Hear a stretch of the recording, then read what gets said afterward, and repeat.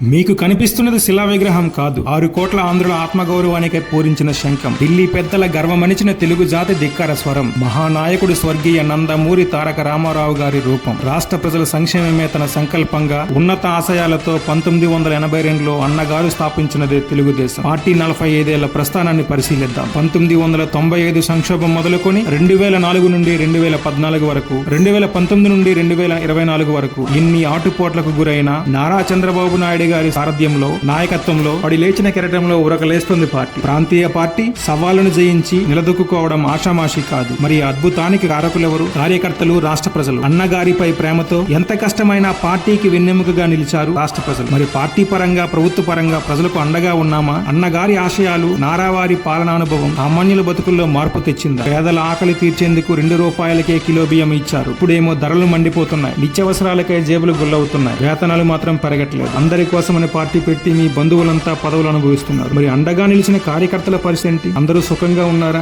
నాటి నుండి నేటి వరకు పార్టీకి వెన్నెముకలా నిలిచింది బీసీలు. మరి బీసీలకు పార్టీలు ఇస్తున్న ప్రాధాన్యత ఏంటి? ఎంతమంది బీసీలు ఉన్నత స్థానాల్లో ఉన్నారు? 2 ఎకరాల నుండి మొదలైన ప్రయాణం కొన్ని వేల కోట్లకు, 100 ఎకరాలకు చేరింది. మరి కార్యకర్తలు, ప్రజల్లో ఆస్తులు పెరిగాయా? ఆత్మగౌరవానికై పుట్టిన పార్టీ ఢిల్లీలో రాష్ట్ర ప్రయోజనాలకై పోరాడుతుందా, తాగిలపడుతుందా? ఒక్కసారి ఆలోచించండి. కష్ట నష్టాల్ని లెక్క చేయగా 4 దశాబ్దాలకు పైగా ఇంత గొప్పగా పసుపు జెండా రెపరెపలాడుతుందంటే కేవలం రాష్ట్ర ప్రజలు, కార్యకర్తలు, వారికి మీపై ఉన్న నమ్మకం. ఏదో వచ్చాడు వెళ్ళాడు అన్నట్లు కాక, తాత్కాలిక ప్రయోజనాల కోసం మభ్యపెట్టే తాయిలను ప్రకటించడం, సమస్యలను పక్కదోవ పట్టించేందుకు గొడవలు చేయడం కాకుండా నమ్మిన ప్రజల కోసం చరిత్రలో చిరస్థాయిగా నిలిచిపోయేలా, జీవితానికి సార్థకత చేకూరేలా కృషి చేయండి. అప్పుడే పార్టీ ఆశయం నెరవేరుతుంది, మీ జీవితానికి సార్థకత చేకూరుతుంది.